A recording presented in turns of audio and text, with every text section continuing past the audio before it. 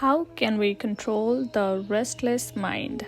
How can I achieve peace when my thought constantly pull me in a different direction? Namaskar, dear friend, and welcome to today's exploration of Bhagavad Gita, Chapter 6, Dhyana Yoga, or the Path of Meditation. This chapter holds timeless wisdom for anyone seeking peace and self-mastery. Let's dive into Arjuna's question, Krishna's profound response, and how we can bring this teaching into our everyday life. Arjuna, perplexed by the challenges of life, and asked Krishna, how can we control the restless mind?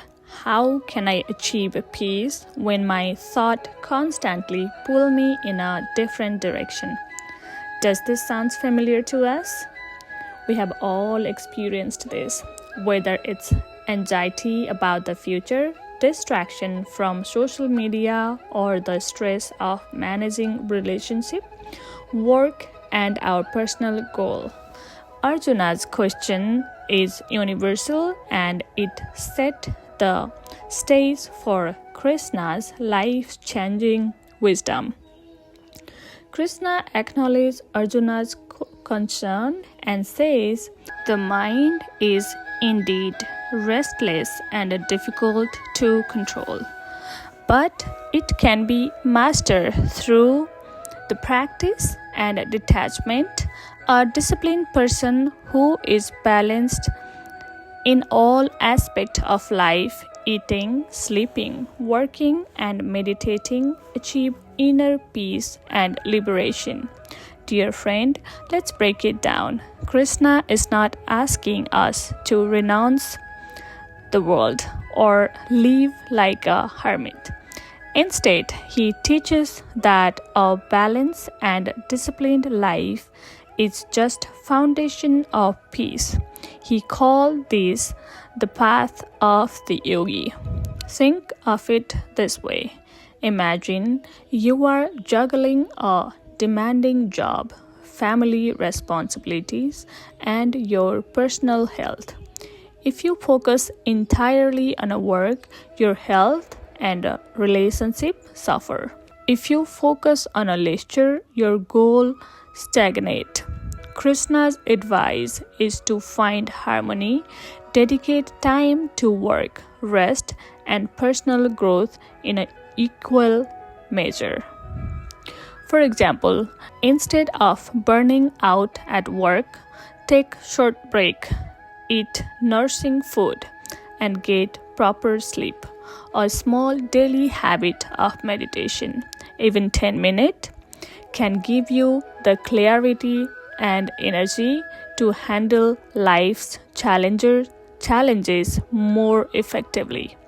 Krishna emphasized meditation as a powerful tool for mastering the mind. He says a yogi should sit in a clean and a quiet place, with the mind focused, free from desire and attachment. By meditating on the self, one attains supreme peace. Now, let's make this relatable. You don't need a mountaintop retreat to practice meditation.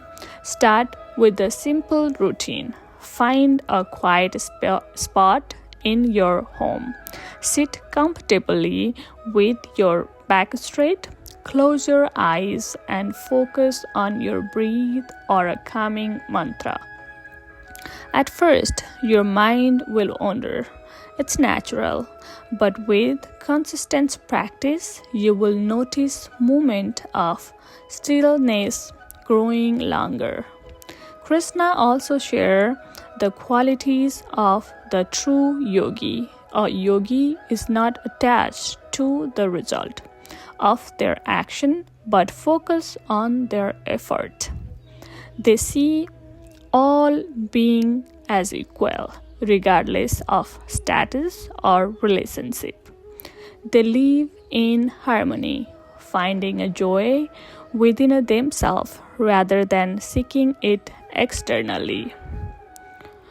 The verse number 5 from chapter 6 says, one must elevate oneself through their own mind. Let the mind not degrade oneself. This verse reminds us that we hold the power to uplift ourselves by training our thought and staying focused on what we truly matters. Let's connect this to a real life scenario. Imagine you are facing criticism or rejection at work or in relationship. It's easy to spiral into negative thinking, but Krishna's teaching encourages us to rise above. Instead of dwelling on the negativity, practice self-reflection and gratitude. Ask yourself, what can I learn from this experience? How can I grow? This shift in perspective can transform setback into stepping stones. Dear friend, this is everyone's story like mine.